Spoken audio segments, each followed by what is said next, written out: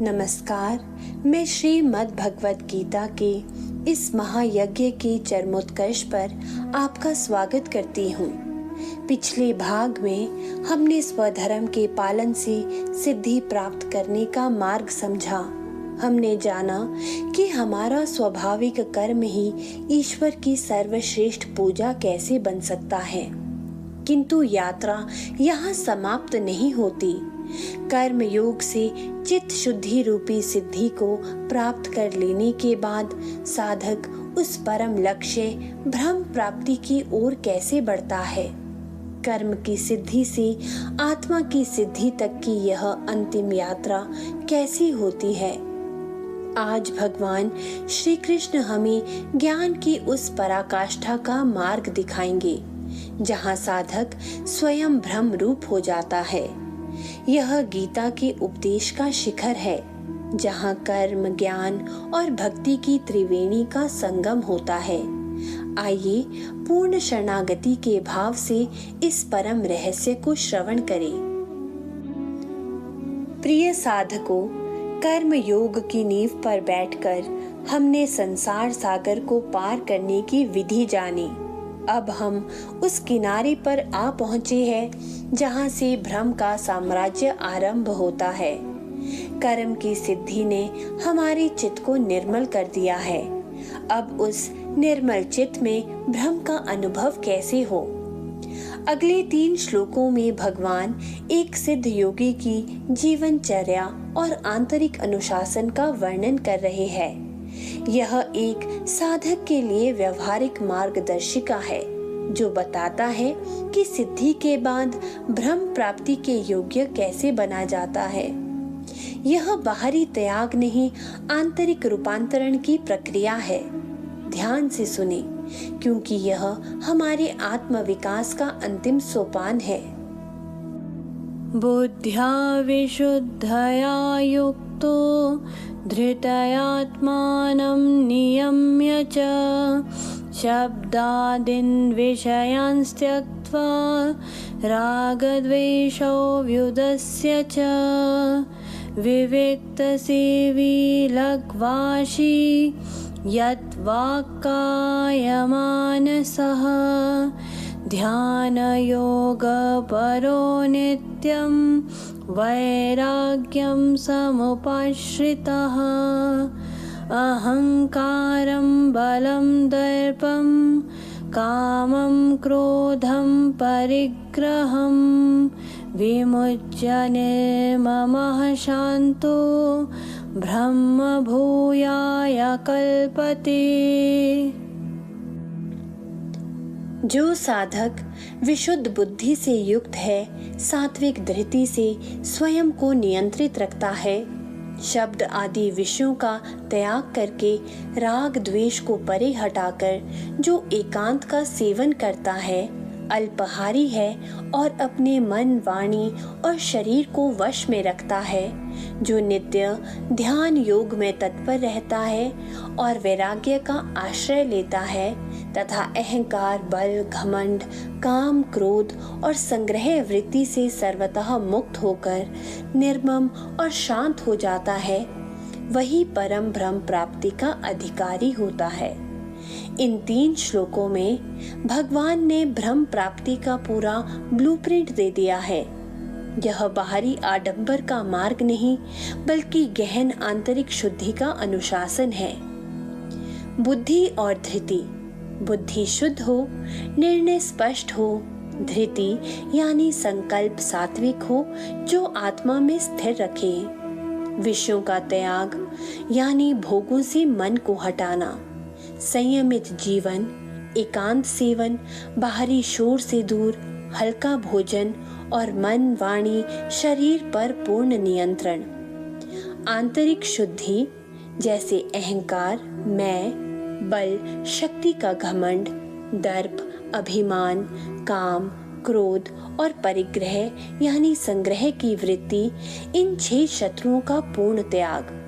जब साधक इस अवस्था को प्राप्त कर निर्मम और शांत हो जाता है, तब वह उस पात्र की तरह शुद्ध हो जाता है जिसमें ब्रह्म का अमृत उतर सके। ब्रह्मभूतः प्रसन्नात्मा न शोचति न काङ्क्षति समः सर्वेषु भूतेषु मद्भक्तिं लभते पराम्। ब्रह्म भाव में स्थित प्रसन्न मन वाला पुरुष ना तो किसी वस्तु के लिए शोक करता है और ना ही किसी वस्तु की आकांक्षा करता है। वह सभी प्राणियों के प्रति समभाव रखता है और ऐसी अवस्था में वह मेरी पराभक्ति को प्राप्त करता है। यह गीता के महानतम श्लोकों में से एक है। ब्रह्म प्राप्ति का फल क्या है? प्रसन्नात्मा, अर्थात एक ऐसी परम प्रसन्नता जो किसी बाहरी कारण पर निर्भर नहीं है। उस अवस्था में ना शौचती, अर्थात जो बीत गया उसका शोक नहीं है, ना कांक्षती, जो अप्राप्त है उसकी इच्छा नहीं है। वह समः सर्वेषु भूतेषु, अर्थात चींटी से लेकर हाथी तक सब में एक ही ब्रह्म को देखता है। और इस ज्ञान की पराकाष्ठा पर क्या होता है? आश्चर्यजनक रूप से भगवान कहते हैं उसे पराभक्ति मिलती है। ज्ञान का शिखर अहंकार का विसर्जन है और जहाँ मैं विसर्जित हो जाता है वहीं शुद्ध प्रेम, शुद्ध भक्ति का उदय होता है। ज्ञानी का अंतिम पड़ाव भक्त बनना है। भक्त्या मामभिजानाति यावान्यश्चास्मि तत्त्वतः ततो मां तत्त्वतो ज्ञात्वा विशते तदनन्तरम्। उस पराभक्ति के द्वारा ही वह मुझे तत्व से जान पाता है कि मैं कौन और क्या हूँ, और इस प्रकार मुझे तत्व से जानकर वह तत्काल मुझ में ही प्रविष्ट हो जाता है। यहाँ भगवान ज्ञान और भक्ति के संबंध का रहस्य खोल रहे हैं। वे यह नहीं कह रहे कि ज्ञान से मुझे जानो, वे कह रहे हैं भक्त्या माम अभिजानाति, अर्थात भक्ति के द्वारा तो मुझे यथार्थ रूप में जानेगा। बौद्धिक ज्ञान आपको ईश्वर के बारे में बता सकता है, पर भक्ति आपको ईश्वर का अनुभव कराती है। ज्ञान आपको द्वार तक ले जाता है, पर भक्ति उस द्वार को खोलकर आपको भीतर प्रविष्ट करा देती है। जब ज्ञान प्रेम में रूपांतरित हो जाता है तभी जानना और जीने का भेद मिट जाता है।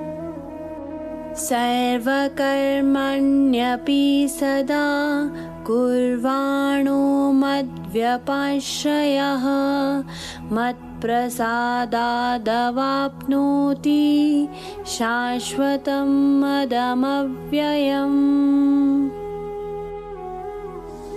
मेरा आश्रय लिया हुआ कर्मयोगी सब प्रकार के कर्मों को करते हुए भी मेरी कृपा से उस शाश्वत अविनाशी परम पद को प्राप्त कर लेता है। अब प्रश्न उठता है कि वह सिद्ध पुरुष क्या कर्म छोड़ देता है? भगवान कहते हैं नहीं, वह सर्वकर्माणि कुर्वाणः, अर्थात सारे कर्म करता है, पर एक अंतर के साथ। वह मद्व्यपाश्रयः, अर्थात मेरे आश्रित होकर कर्म करता है। उसके जीवन का केंद्र मैं नहीं कृष्ण होते हैं।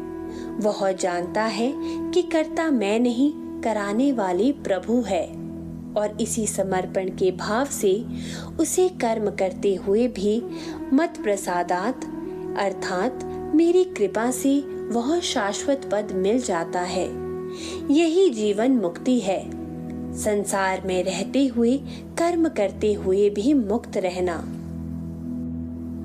चेतसा सर्वकर्माणि मयि सन्न्यस्य मत्परः बुद्धियोगमुपाश्रित्य मच्चित्तः सततं भव। मच्चित्तः सर्वदुर्गाणि मत्प्रसादात् तरिष्यसि अथ चेत्त्वमहङ्कारान् न श्रोष्यसि विनङ्क्ष्यसि। अपने सभी कर्मों को विवेक युक्त चेतना से मुझ में समर्पित करके मेरे परायण होकर बुद्धि योग का आश्रय लेकर निरंतर मुझ में चितवाला हो जा। मुझ में चित लगाने से तू मेरी कृपा से सभी बाधाओं को पार कर जाएगा, और यदि अहंकार के कारण तूने मेरी बात नहीं सुनी तो तू नष्ट हो जाएगा। यहाँ भगवान अर्जुन को और हम सबको साधना का सार एक अंतिम आदेश दे रहे हैं। चेतसा संन्यस्य अर्थात कर्मों को बाहर से नहीं, चेतना से, मन से मुझ में समर्पित कर दो। मत्परः मुझे ही अपना परम लक्ष्य मानो। मच्चितः भव अपने चित्त को निरंतर मुझ में लगाए रखो। यह जीवन जीने का दिव्य सूत्र है। यदि तुम्हारा चित्त मुझ में है तो जीवन के सारे दुर्गाणी अर्थात संकट मेरी कृपा से पार हो जाएंगे। और फिर भगवान एक प्रेम पूर्ण चेतावनी देते हैं, यदि अहंकार के वश में आकर मेरी यह बात नहीं मानी तो तुम्हारा विनाश निश्चित है। यह विनाश भौतिक मृत्यु नहीं बल्कि आध्यात्मिक पतन है। शांति और आनंद से दूर हो जाना है।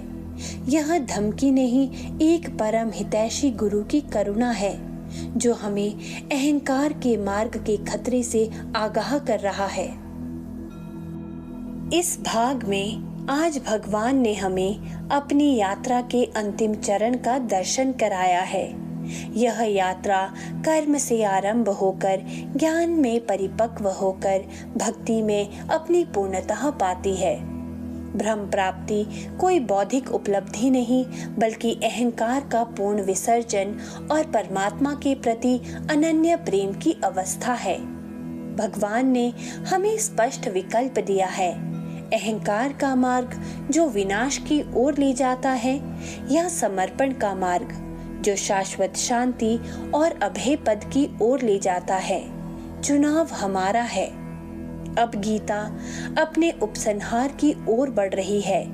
अगले और अंतिम सत्र में भगवान अपने उपदेश का सार प्रस्तुत करेंगे और हमें परम गूढ़ ज्ञान प्रदान करेंगे। जय श्री कृष्ण।